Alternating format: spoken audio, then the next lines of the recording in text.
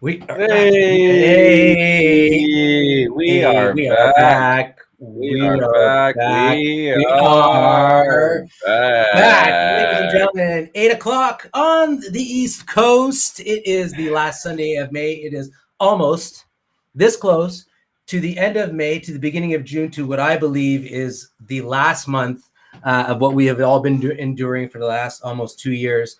I'm super excited to bring you the joint tonight. Mateo, happy last Sunday in May. How are you? Good weekend? How many dates are there in May? Is it May 31. 30? May So we got 31. tomorrow, so Tuesday, June 1st. All right. June 1st is Tuesday. Yeah, tomorrow is May 31st. That's it. That's it. Oh man, how was your weekend? Good weekend. What'd you do? Huge night in the city last night. It was the Habs Habs beat versus the Leafs. Leafs, Game 6 in OT. Super unbelievable. First night fans were at the game. So yeah, it was Are they amazing. Are they in Montreal again tomorrow, or are they in Toronto? They're in Toronto tomorrow. Mateo, you want to check technical difficulties? The guys are. I'm getting a little bit of chat saying that I'm frozen. Elkin looks like he's frozen. Yeah, maybe reset your cam really quickly. Reset my cam. Oh, there you go. Boom. Good. I see you. Yeah, you're good. That's good. it. It's back. It's back. It's back for me. His screen. Yeah, good now. Yeah. Okay, so we are back. We are back again. So I don't know if my audio was good or not, but I guess you could hear, but I was frozen, so I apologize for that. Hope it was nothing too hard to look at. So yeah, super excited to get this month over with, to get on with with the summer.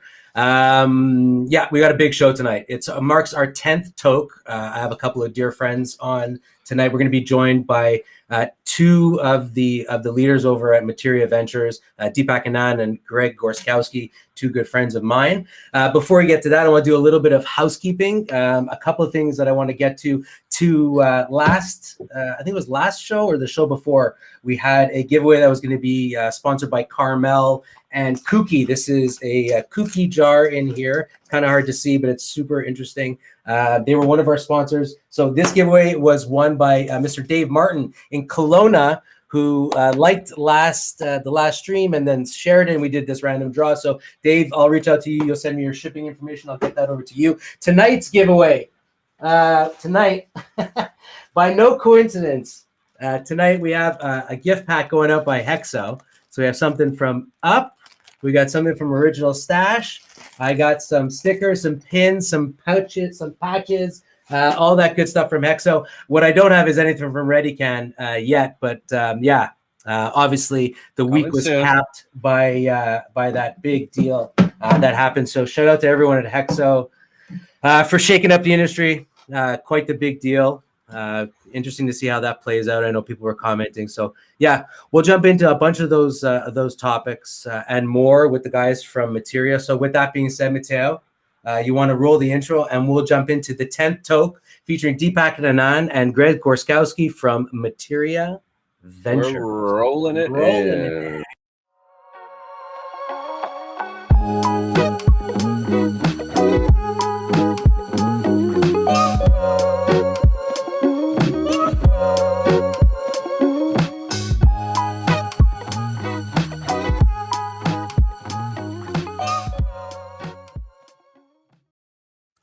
Ladies and gentlemen, I just told these guys stop chatting. So full transparency, I brought the guys on a little bit before, and thank God I did, because they were acting as my as my technical support. So welcome to the show, Greg. Welcome to the show, Deepak. How are you guys doing tonight? Yes, I am so good. Super pumped to be here. Two of my favorite people in the industry, one I get to work with every day, one I get to talk to probably more frequently than I want to, but enjoy every second.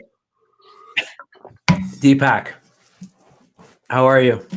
Good to see you. Thanks for having me. Likewise. Really excited, and yeah, looking forward to this show. I love the pre-preparation from the guys. I got all this sort of types of what's going on in the show, what's the format, and really the show is I would say an organized not really a train wreck, but it's organized chaos. We like to try and bring value, and I like to connect with people that I have a deep connection with and a lots of history with in the space. And obviously, we both, the three of us, go way back. I want to dive into obviously where you guys are now with the company and what you guys have recently achieved. We'll maybe reverse engineer this and go back and then share some really good stories and get you guys out of here in a timely manner. I know, Greg, you're in the midst of a little bit of move. Actually, you know what we'll do? We'll dive into a little bit of some personal information. Share some stuff with the viewers. Greg, how was your weekend? I know you want to maybe share with the people watching. You're in the midst of a little personal journey. Yeah, for those that don't know, which I haven't been telling a lot of people, but I am moving from Toronto to Ottawa. Super stoked. Ottawa's home. It's about 4.5 hours closer to Michael. So that's always good. Amazing. And Deepak, you're out still in the West Coast. You guys are spread out over coast. You're in BC. Everyone, I think, also thinks that sometimes you live in Victoria, but that's not the case. Yeah, most people think I live in Toronto for some reason, but yeah, after 200 and some X days on the road, 2018, 2019, the last year has been interesting. Not a single day really outside, so it's been it's pretty crazy. The three of us, we've known each other for quite some time, and something that we always know to do really well is travel well together. And we've shared some amazing meals. We've participated in some amazing trade shows, and we've all had some pretty trying times over the last year, almost 2 years. And everybody that I've been bringing onto the show, obviously they're all cannabis related and everybody works in the space. And it's been, extremely grateful and humbling for me to be able to continually make a living while we've all been going through this. So maybe let's just dive in, and I don't know, I'll let you guys, I'll shut up a little bit now and I'll let you guys sort of dictate the pace to the conversation. But maybe Deepak, you can lead off where did the idea for Materia first come from? We'll definitely dive into the history of how you guys got here, but I want to start where we are now in the present day, which is you guys just came off of some amazing news, which happened, I think it was last week, but let's start from the beginning. We worked together over at CCI for I think almost 1.5 years. And when you left, you sort of branched off on your own. So maybe you can walk us through the ethos and the idea for Materia. Where did that come from? Yeah, for sure. So I think, the background really comes from, I spent a lot of time in the pharmaceutical industry. And as a result of that, spent a lot of time in Germany, the UK, and Malta. And, it wasn't really a big coincidence that I was in the cannabis industry, spending a lot of time in Germany, the UK, and Malta. And so, working with sort of the regulator in Malta to be able to set up regulations sort of is where a lot of this journey started. And, I was, at the time at CCI trying to convince people almost to set up in Malta, and then, sat back and thought, well, hey, hold on a second, it doesn't seem like there's a lot of people wanting to really set up, so why not do something? And that's sort of where the idea really came about. But, Europe wasn't really new to me from a business perspective and a pharmaceutical trading perspective. And so this was just a different product in many ways. And so that's how it came about. In fact, I remember talking to the two of you separately on Materia, and in Greg's case, actually, when we were in Malta together. So it's super interesting. But yeah, that's sort of how this came about. So you founded Materia, and it was only, I think it was after 4 or 5 months that you decided to approach Greg. And Greg, at this time, I believe you were still working at Ample. Yeah, that's right. And it was actually just an amazing series of events. I had known Deepak for years before, and when I was going to Malta to learn more about what's going on in the country, see how we could help and potentially move their regulation towards something where Ample could really help. Deepak was my first call. He had to go there as well, so we made a great trip out of it. He introduced me to everyone from the prime minister to the head of the Ministry of Health down there. It was absolutely maybe the best trip I've ever been on. I was blown away. And on that trip, he's telling me about what his plans for Materia are. I think at that point they had just recently gotten an LOI to build the facility. The team was coming together. It was truly magnificent. And I mean, in Malta, I was like, Deepak, as soon as you're looking to grow this thing some more, let me know. And I'm there. And then he came to Toronto one day, and well, actually the three of us were together. And I think I'm ready. And I said, cool, I'll start on Monday. Right. And just like that, so all great ideas in this space happen quickly, and they're just backed by really unbelievable people. So Greg, before Ample, we first met each other when I had started with CCI at the end of 2016. I remember that email. Brian had called me and said, hey, we got an interesting call from Shopify. And I remember I had lost my marbles. I was freaking out. I was like, oh, you're telling me Shopify wants to get into cannabis? And I remember we had first connected on that. And you were someone that not only had a passion for the plant and everything that was around it, but you were somebody that also came from a heavily regulated space, right? You were, if you want to talk, how did you get into that from what you were doing at Shopify? So maybe just give us a little bit of a history lesson there. So, I mean, how long do you have? Like, we can go the long story, the short story. I can tell you about how I got there for a day and a half if you need to. But I remember that meeting, Elkin, like it was yesterday. You were pitching me this cannabis secure bus that would drive from place to place dispensing cannabis. And I left the meeting. I was like, this guy's out there like brilliant or absolutely nuts. And then you ended up being one of my favorite people. There you go. Yeah, prior to Shopify, I was at a company called Ascent Compliance, which dealt with, it was a regulatory platform for publicly traded companies in the U.S. predominantly, dealing with numerous of like manufacturing regulations and anti-human trafficking stuff, a lot of supply chain monitoring stuff. So the actual concept of heavy regulation in industry was very familiar to me. Seeing how that paired with technology and the challenges of what existed from sort of out of the box offerings, that was always apparent to me.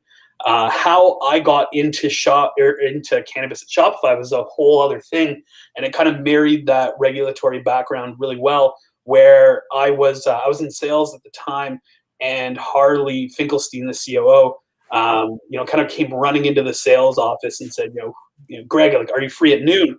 And I said, yeah, sure, whatever, like whatever you need. And he said, great. The Tragically Hip are coming. They want to sell weed online. It was all.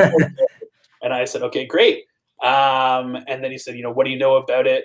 I said, like, absolutely nothing. But by noon, like, I'll know everything I need to know. And that was, definitely not the case. I did my best, but it was the team from New Strike and actually, I believe it was a couple of members of Tragically Hip, the management team itself that came in. They were super pumped about, working with Shopify, knew what needed to happen. We were working with a couple LPs at the time already, unbeknownst to Shopify. So the platform, kind of people were making it work for them, but in a really difficult way. So through that project, and there's a ton of support from both Harley, the COO, and Toby, the CEO, to really pursue it as an option to see, Shopify being this great Canadian story and cannabis being, at the epicenter of a lot of like policy and a lot of talk on the business side. How can Shopify and cannabis marry each other? And, both of them said essentially, like, see what you can do with this, run with it. And, shortly after that, I reached out to you. The rest is history from there. So, Deepak, do you think that that's what makes working with Greg not only so attractive, but that he is such an asset? His understanding of regulatory environment, his understanding of the actual space.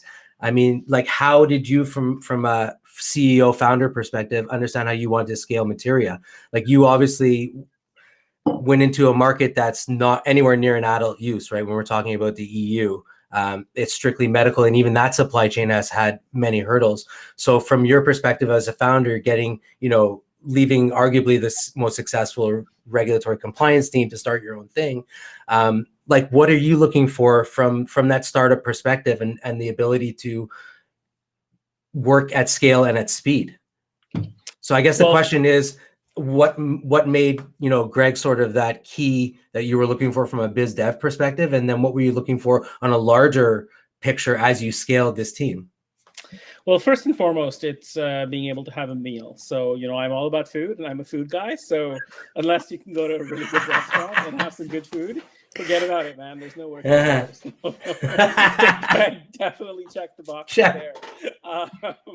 But no, in all seriousness, I mean, look, Greg's had a tremendous background, as many people in our team, and we've been very fortunate to put together a very good team. But even Greg specifically has had a really good background in many facets of the industry, and I think particularly in Europe, as you look at they're still very much a nascent industry. There really aren't teams that have seen it and done it before, right? And I think if you look at what Greg's achieved specifically in cannabis, whether it be at Ample or whether it be at Shopify before that, working on various different sides, whether it be first on the retail side, then on sort of the the bulk LP side, and then on the international side through a lot of work that Greg's done, really brings a lot of insight and experience. And I think as we look to Europe and we look within Europe, there's very few teams that actually have the knowledge, right? I think one of the biggest challenges we're seeing in Europe is teams that are trying to make the same mistakes getting out of the gates that Canada's made, right? So I think first and foremost for me and for us, it was very important to put together a team that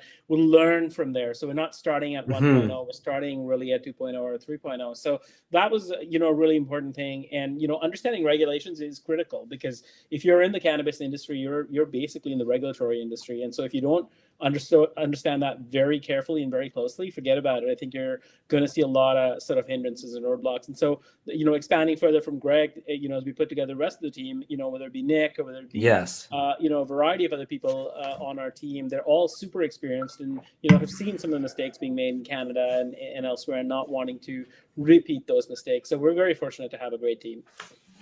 Yeah, no, and I mean, it was evident once you scaled that team and you added Nick. I think, and Nick came after Greg. I remember that whole courtship and how that went down. But yeah, I mean, quality begets quality, and the best begets the best. So it was natural to see that. So from the launch of Materia, I believe it was in 2019, right, that you guys acquired Connectic, right? I think that's correct. That, right? Yeah. So maybe just talk a little bit about that and how. I mean, because the supply chain is so what's the word I'm looking for? If you think it's defunct here in Canada, it's really broken and bits and pieces. Not only in Germany, but as you see those different countries that operate in the EU. So maybe talk a little bit about, was there a need for an acquisition? What was the mindset behind that? And I'd love to hear more about it. Yeah, so I'll definitely let Greg talk to supply chain, because he's the one that deals with it on a day-to-day basis, like no other, really. So I'll let him comment on that. And I'll quickly mention, the purpose of CanActive when we acquired them was, they were a pre-licensed distributor, so they hadn't actually gotten their license when we acquired them. We took them to licensing and then sort of brought them online. For us, the key kind of theme was we wanted to make sure that we control the customer. So, we had access to pharmacies and currently are selling to, hundreds of pharmacies in Germany that are actually putting the product out of the market. So for us, it was very important as we build out our supply chain in Malta, which we'll talk about later, and I'm sure Greg will allude to this. It was very important to have a functioning base in Germany where we could get a lot of intel and start to register products. And so we took CanActive from being kind of pre-licensed pharmaceutical wholesaler and distributor to actually now not only a pharmaceutical wholesaler and distributor, but also an EU GMP manufacturer in Germany. So we managed to complete that out. But I'll let Greg just maybe talk a little bit on the supply chain and some of the other aspects of your question. Yeah, absolutely. And I mean, we also gained the CanActive team, which is absolutely paramount. You need people on the ground in Germany dealing with pharmacies and regulators there. So they've been super key, and I wouldn't want to do it with anyone else other than that team there that we brought on with the acquisition. So that was fantastic. And the supply chain in Europe is wildly complicated. People will look at it from a Canadian LP to LP situation and selling to maybe Shoppers Drug Mart. It is so much different, so much more complex. There's different standards. There's releasing something into the EU market takes pharmacists, takes registered QAs. It's not nearly the same. And I don't know if we want to stick to the CanActive acquisition or talk specifically about supply chain in Europe. Elkins, your show. Yeah, no, I mean, that's, I guess, what they call a small piece of the puzzle. But I think some of the biggest misconceptions that people have is the broken supply chain that we have here in Canada. So maybe talk about, so then jump into what it takes to bring a product, to market. The basic supply chain from flower to shelf, whether on the medical side. I definitely like to hear about that. Yeah, absolutely. So it all starts, like everything on the cannabis side, with cultivation. So you start with GACP cultivation, and that's not GPP cultivation that we have in Canada. It is different, despite what some people might tell you. A whole different set of regulations. Anything once the product is out of the ground is then GMP. So again, not the same what we have in Canada, not what's in the US, but it is a pharmaceutical manufacturing standard. So that's, everything post cultivation. That's trimming, drying, bulk packaging, finished packaging, anything that you essentially do outside of the cultivation aspect has to be GMP compliant. When you're looking at bringing a product to market, there's also a massive misstep that a lot of people take when first looking to go into the market, and that's stability studies. So that's not a requirement here in Canada, but in Europe, product has to be at least 6 months shelf stable, so that a pharmacy can then distribute that to a patient. And then there is the registration aspect. So every product, we'll use Germany as an example because the complicated thing about Europe is it's not just one supply chain. You're now looking at a whole different registration process. Once that product's gone through all the GACP cultivation, GMP manufacturing, it's come to Europe. Every single country has its own registration process with their health authorities. So for Germany, every product on the market has to get a PZN. If that product's been irradiated, you have to go through what's called an AMRAD V certification process, which is expensive, time consuming. And then you have to then release that product into the German market. It can then get sold. So super complex, super. Yeah, that's what I was going to say. So, and this is every single time, or once you get this into a template, it's rinse and repeat, or and then what's the timeline on that? Yeah, that's the $1 million question, right? So when you see people say, "Oh, we'll be GMP in 2 weeks," even if you get certified in 2 weeks, the rest of that process can, depending on the strength of your QA team, depending on where you're registering it, who you're doing, your stability studies with, if they pass stability studies. Because that's not even a guarantee, right? You can get to time point 5, fail a micro test, and then suddenly you're back to square one. You're starting all over. So there's no clear-cut pathway to it. All I'm going to say is it takes a very long time. So what does it mean? And Deepak, you might as well jump in here. What does it mean to be GMP design? It obviously, GMP design and GMP certification are two wildly different things, and one actually doesn't even really exist. GMP design, yeah, GMP fruity design, pebbles. GMP operating, GMP design. There's just so many terms on GMP. It means nothing. Basically, until you're actually certified and licensed, everything else is immaterial. As Greg said, even post-licensing, there's just so much that goes on.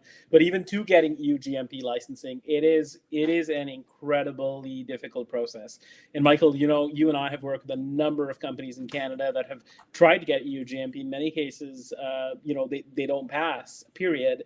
And others take years. And I think one of the great things about our team, particularly our team in Malta, is that we've managed to go through this on our first audit, managed to get just some minor observations back, and that's effectively unheard of. It's effectively unheard of in pharmaceuticals, leave alone cannabis. So, it's incredibly challenging to get EU GMP certification. I think most people underestimate. They think that it's just about the facility, and if you design your facility correctly, you'll get GMP. Facility is only one aspect, right? Then there's the whole quality management system, which is the QMS. And then there's about integrating those two things together and then adding the whole cannabis element, which was what Greg was talking about, stability and, registration of products, this, that, and the other. So there's, these 3, 4, 5 pieces of the puzzle that actually need to fit together before you can actually get, be able to get GMP certified and GMP approved. So it's an incredibly complex process, and anyone that thinks that they can do it, I see, 12 to 14 month timelines being thrown around on pitch decks. It's incredibly challenging. And I can tell you this, having done it now, it's not something that is easily sort of, achievable. It's taking you guys 2 years to pull it off in a pandemic, which, I mean, is no feat unto itself. And that's the thing that I've been dealing with, with companies that are trying to move supply is like nobody's been traveling for any type of on-site audits and stuff like that. So the ability to pull that off and actually get the certification is huge. Is there anything that you guys can divulge in terms of how you guys created this roadmap? I mean, it's one thing where does somebody look to start to be able to understand and go back to GMP design? But I mean, when you sit down, because you guys had no choice but to do this, correct?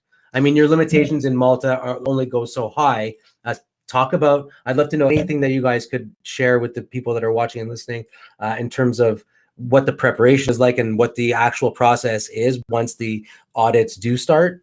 And then maybe what your capabilities are now in Malta, now that you do have this unbelievable EU GMP certification. So start with like what it was to like prepare yourselves for this.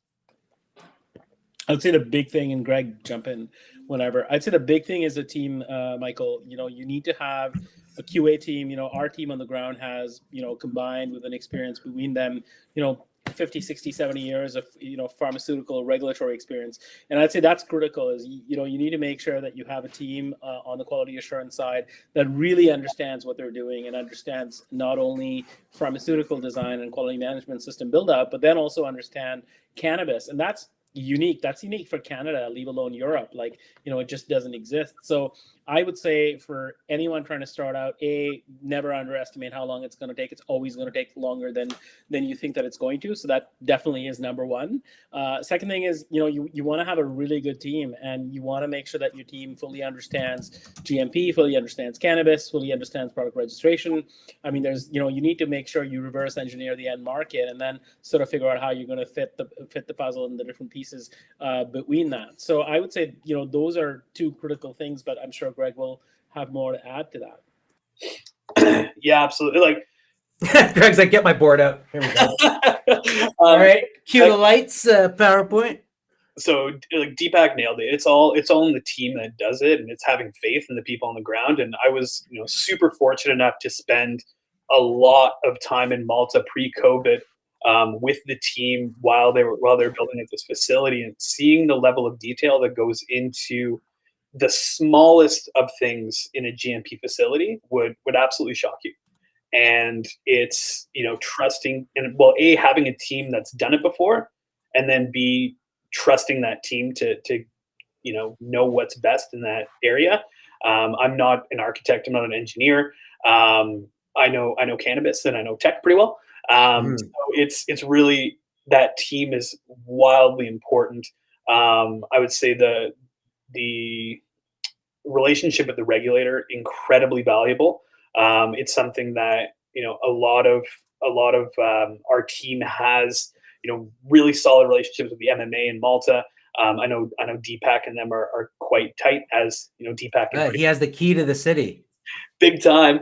Our team in Malta also very close. A couple used to work for the MMA, so it's that helps a lot in just having a regulator to essentially be able to sanity check you and gut check you and keep you in line.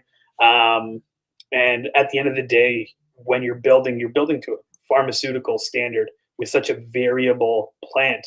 So it's measure 3 times, cut once. It's the precision. It's a challenge for sure, and it's not easy, which is why we have so few EU GMP certified companies, not even just in Canada, but in the world for cannabis. So it's absolutely a huge undertaking, and I'm glad at least this phase of our licensing is done. Right.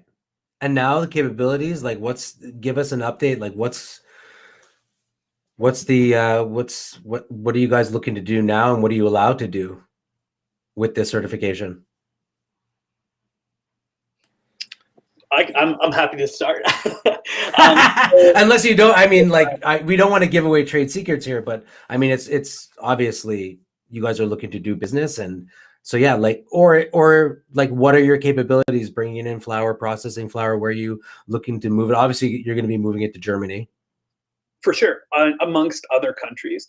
Right. The biggest value proposition out of Malta is our ability to bring in, GACP cultivated product, so non-EU GMP certified, but GMP compliant, which is a result of our QA team auditing the facility, making sure they're drying trimmings up to scratch. So in this COVID world, where a lot of people have been building up to this standard, haven't been able to get an audit, probably won't be able to get an audit for a year, 2 years, we're actually in a very unique position to be able to bring that product through our facility in Malta and then be able to do the end manufacturing there, and then being able to subsequently release and then distribute that product into Germany as one example of an output country.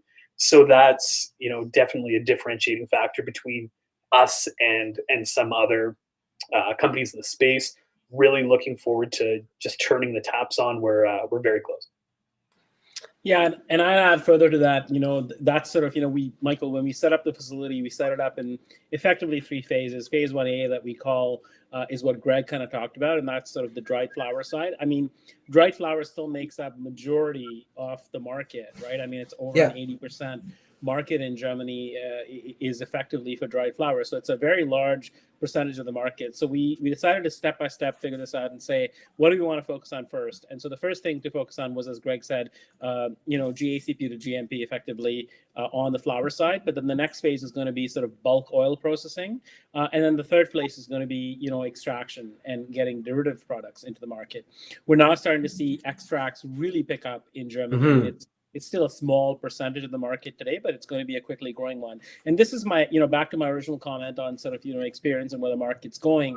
We saw in Canada where things were very early on, and then the market sort of, expanded out from there. So that's exactly what's going to happen in Europe. And so for us, it was important to build this out in phases and not try and, take on too much at one time, because these are all, incredibly complex and separated process. Extraction is very different from, dried flower packaging and stability, for example. So it was important to set this up sort of, consequentially with respect to where the market is currently and where it's going.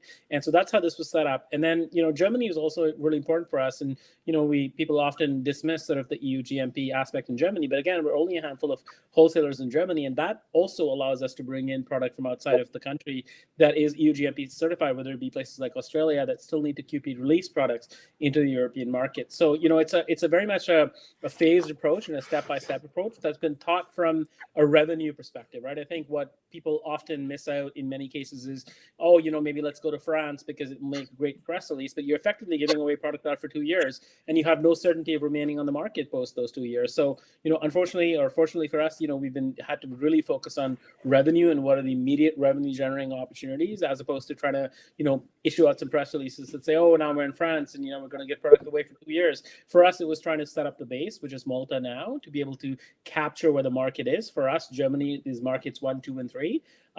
And so, that's sort of the area of focus. But Malta is built out to be able to supply the globe with EU GMP products, whether it be Israel, Australia, both of which are considering EU GMP. We're ready for that. Whether it be Brazil, that's now mandating EU GMP. Well, we're ready for that out of Malta as well. And as eventually additional countries come online, that's exactly they're going to need EU GMP, and we're ready for that. I was just going to say Materia Ventures, GMP as a service.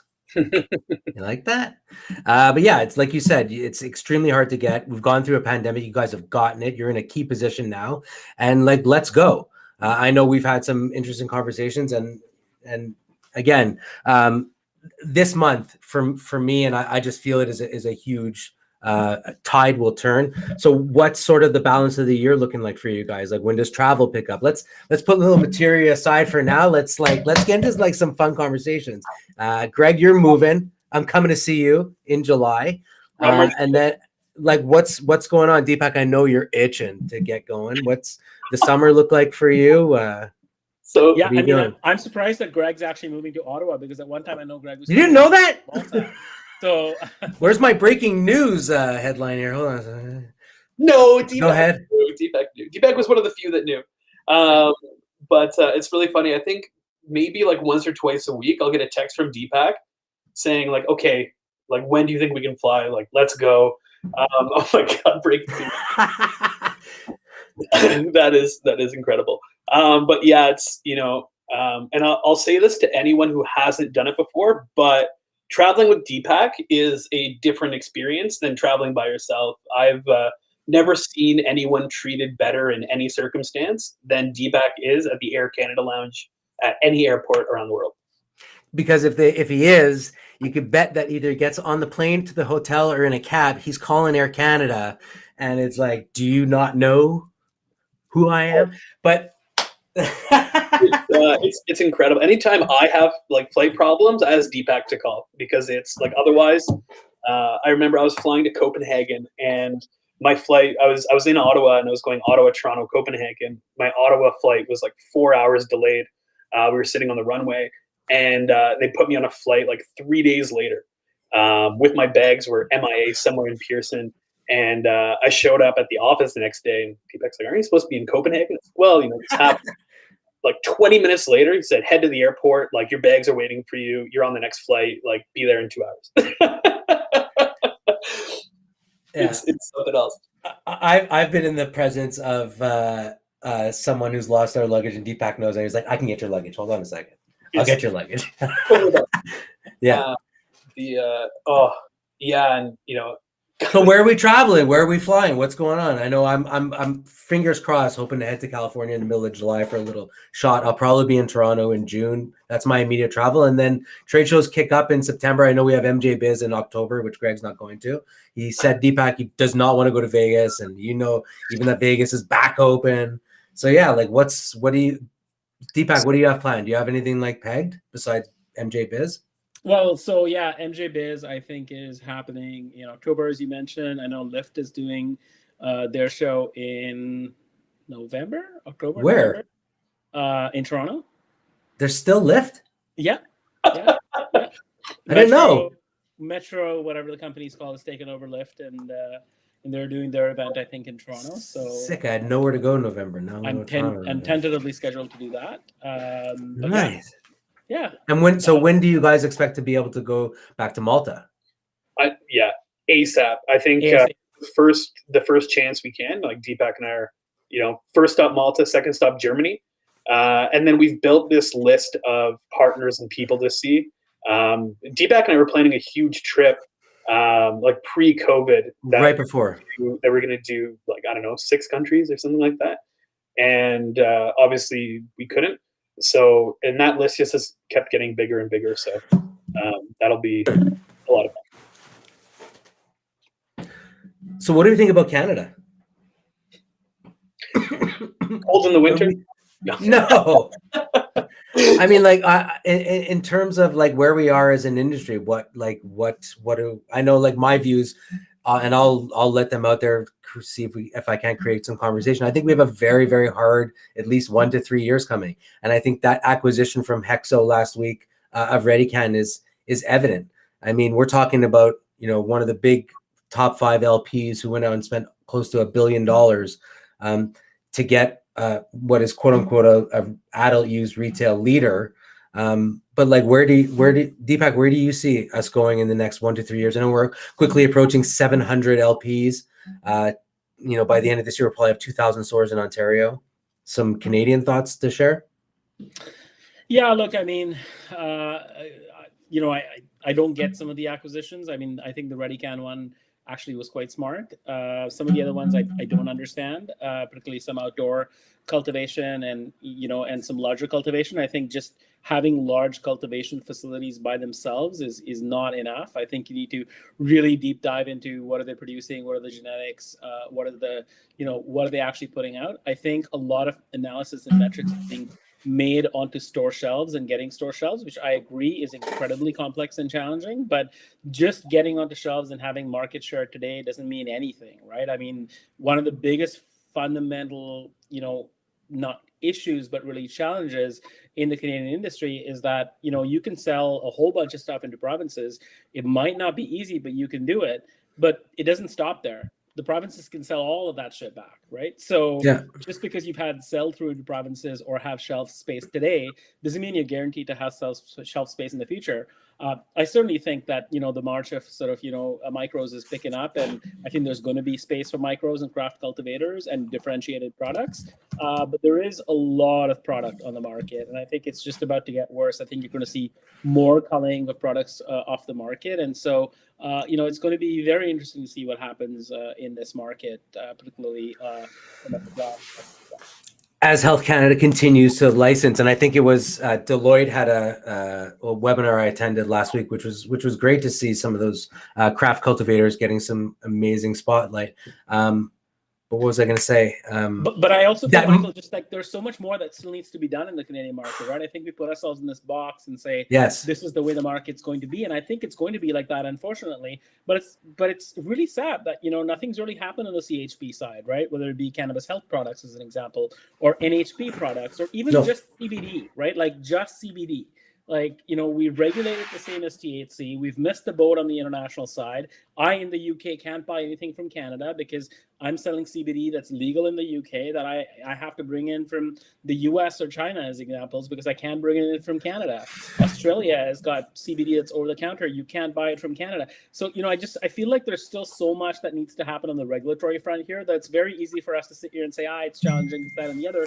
But I think the government actually can make a number of regulatory changes that could actually make this market pretty interesting. I think, unfortunately, today we're left here speculating this is the way it's going to be. And if this is the way it's going to be, it's certainly going to be challenging. But I hope that there's some regulatory changes because I can tell you it's much needed. And Canada is most certainly going to be behind if we don't make those changes. Do you think that comes from the public consultation that they held? I think there was a bunch of write-ins. I don't even know if that had anything to do with the actual Cannabis Act or where we're going, but yeah, I mean, there's been consultations. We shit the bed. Like, we really missed the boat. But I mean, Michael, if you just even look at the scientific advisory committee that's been sort of formed to set up CHPs, which is basically what Health Canada calls cannabis health products that wouldn't require practitioner oversight, which i.e. meaning natural health products or over-the-counter products.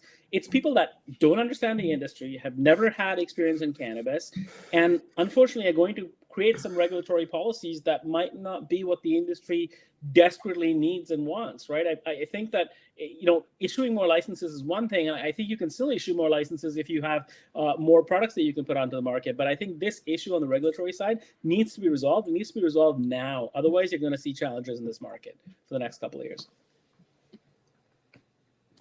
Greg? So I'll start with the good, and I think the quality of product in Canada over the last few years has skyrocketed, and 100%. A lot of people, I think, discounted the adult use government weed in the early days of legalization, and it's gotten way better. With that has come super strong competition. Like Deepak was mentioning, it's super hard to get listings. Once you have listings, there's no guarantee that those products aren't going to get returned. It's a challenge for sure. And my hope is to see craft grow, smaller companies start to have a fairer shot. And I like what the OCS is doing with the craft certification. I think that's a great start. What I don't want to see is companies that are comfortable taking a loss on product to gain market share, start to squeeze out a lot of these new license holders, a lot of these people that are growing good product but can't compete at these rock bottom prices. That being said, I'm both Deepak and I are in Canada, so we want to see it succeed here as well. Not having CBD over the counter is a critical mistake. You see it everywhere. I think it was France like this weekend that allows CBD over the counter. So we're starting to see it more and more. It's a huge industry in the US. Huge. Yeah, I see it a lot on the e-com side. The amount of CBD shops that exist is absolutely wild. And I want to see more of that up here in Canada. I think it's, we have the supply for it. We have the cultivation ability for it. We're just not utilizing it to its full extent. So I just wonder if is it the change of government that's going to need to have like a full revamp of the program, because it's like the CBD, it's the CHP, it's the branding. There's so much that has to come with it. I'm wondering do we fall on that whole iteration of the program, right? Because we've gone from MMPR to ACMPR to Cannabis Act. So we've had so I'm wondering, is there something else that comes that opens up, the declassification and then the the over-the-counter CBD?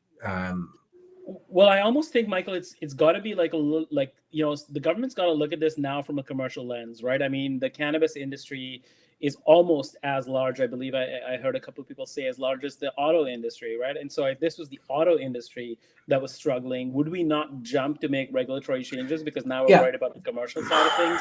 Are we not worried about facilities shutting down, about people losing jobs? So like all of those different things. And I think like you've got to look at this from an economic argument now that we have an industry up and running to say, how do we kind of make this, sort of bigger, and how do we make sure Canada is a leader on the commercial side, right? And unfortunately, the way that the regs have been set up, first of all, we didn't have EU GMP even in Canada. That was already a challenge on the medical side. Now, not being able to export CBD is just another huge challenge. So I think that you've got to look at this from a commercial lens. The government's got to put economic development into its mandate on cannabis, and I think that will help perhaps ease the burden. I don't know if a change in government is going to do very much. I think the bureaucrats actually in Ottawa know what needs to happen.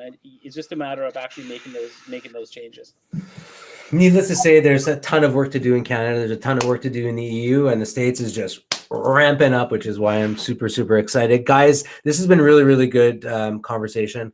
Super excited to see you guys in person, share a dinner. And now we're going to close out the show with a segment that we have, which is called the 4x420 session. It's 4 questions, and we ask for 4 answers relatively quickly. And since we're 2 guests, we're going to split them up. So it'll be 4 questions. You each will give 2 answers, okay? You guys ready? Here we go. Put the time on the clock. Are we allowed to repeat answers or not so much? Yeah, sure, dude. It's your own answer. So Deepak, you first. Your 2 favorite strains, if you know them, or you can say whatever you want. 2 strains. 2 strains. So I lately am really enjoying what Dun Cannabis is putting out. They've got a product called Island Pink Screwhead that I'm really, really enjoying. And I have to say, the G-Tech Black Market product is also another really good product on the market. So those are 2 of my personal favorites that I'm really enjoying now. Nice. Greg, 2? Can I give more than 2? No, but I know which one you're going to give, so go. Yeah, I was quoted in Complex recently saying Sage and Sour MTL. Sour is my all-time favorite. That was a John Fowler recommendation when we were on our tour together. When we were together, yeah. And it's going to repeat buy for sure. It's, oh man, there's so many I want to throw out. Like the OG had to be Blue Dream by Dan Sutton. Absolutely love that product, but it's a close tie with Crescendo from that. Love it. Greg, you'll go first for this one. 2 people you want a session with. They could be alive, dead, or don't even actually exist. Okay. Elkin, you're number 1 on that list for sure. Oh, bullshit. And then I'd probably say go down and hang with Sherbinski. I have Mario. a double barrel. And it's super cool, and I want to pick his brain on a million different things. Yeah, shout out to Sherbinski, OG California. Deepak, 2 people you want to session with? Definitely you. Again, I'll copy Greg. That's the piss in my ear, boys. And Nick. I haven't seen Nick in so long. Good answer. I would properly give a shout out to Nick. Yes, the anchor in the UK. Hopefully they'll allow him to leave and come back here for a visit. Deepak, 2 favorite places on earth. They could be your bed, or they could be like Beauty and Excess restaurant in Vegas. Could be 2 places. You said 2 favorite places, right? 2 favorite places on earth. Places. So definitely Turkey, a place called Boardroom, 100%. It's up on my list there, and the other one would be Thailand for sure. Oh, nice. Greg, I'm gonna say my Peloton. Definitely Copenhagen in the summer is an absolute paradise. I can sit on a patio drinking coffee for maybe 8 hours without even thinking about it. And then the second one have to be Malta. I miss it so much, and the people there, and it's just such a beautiful island. I can't wait to go back. Nice. We get a little deep on the last one here. So 2 things, Deepak, you want people to say about you. Oh, God. Wow. He's a god, he said. I said, oh, God. Yeah. Yeah. Wow. People will say, I don't know, helpful. Trying to help people, I guess. And the other What was the hardest one? That was the hardest one? No, it's always the hardest one for people to talk about themselves. Yeah, it's I want you to like vocalize how you feel about yourself, which is usually how people feel about you. So you are absolutely helpful. I would say easy to network, socialize with. That's only just two. This guy's like, yeah, I'm the greatest guy. I am God. No, I am God. Wow. Greg? I would have to assume that people would say I'm very friendly and likable. That's what I hopefully pride myself on. And the second one, I would have to say driven. I like to think once I see something, I got to do it. True story. You know, both everything that you guys said is true about yourselves, which is why I ask people to ask what they want people to say about them, because you know it's something that I pride myself on is what other people say about you. So yeah, you know, again, thanks guys for joining the 10th episode that I'm hosting tonight. This is something that I'm hoping to get better on every single day. I'm going to get you guys out of here. I'm going to bring Mateo back in to close the show. So I wish you guys both be safe, be well. Again, I'm counting the days that we can finally see you. Greg, it'll probably be you first, but Deepak not far behind. So with that being said, have a great week coming up, guys, as you kick off June. All the best to you and your success, continued success in Materia. We'll let you guys get out of here. Bye, guys. Cheers. Thanks, guys. Thanks so much, Elgin. That was a good show. Great show. That was a good show. I don't even know what the let's just recap that show. So again, thanks to Deepak and Greg, who are sitting in our green room, making sure not to leave. We want to remind everybody, join us for the next episode of the Toke, the 11th Toke on June 13th. There are going to be some dates coming up, some special events. Obviously, as we kick off the month of June, we're going to be doing another special Friday show as we branch off into the ancillary services. I believe I have a nitro or a nitrous rubber glove company coming on. No, I don't. But we'll probably have a seed to sale company, an HVAC company. You know, we'll mix it up a little bit. I do have a commitment from Dan Sutton to come on. I do have a commitment from Norton to come on. And I'm waiting for the ink to dry on his contract to be able to be speaking about stuff. And I'm not going to give away that guest, but we do have an OG in the space who's going to be joining a new company. Who's going to join us in that. So again, with that being said, shout out to Hexo. Congrats on Redican. We'll give this giveaway, this Hexo. Oh yeah, by the way, these are some new gummies that are dropping by Kronos. I'm going to throw those in. Those are non-medicated or those are non-infused. Those are just straight gummies, but that's some of the new packaging that's coming out from Kronos that I'll throw in. So they're launching sour gummies. Again, thanks to Mateo. Dave Martin, I'll get your info for the cookie jar. And with that, like I said, this has been the 10th episode of The Toke. Good night, everyone.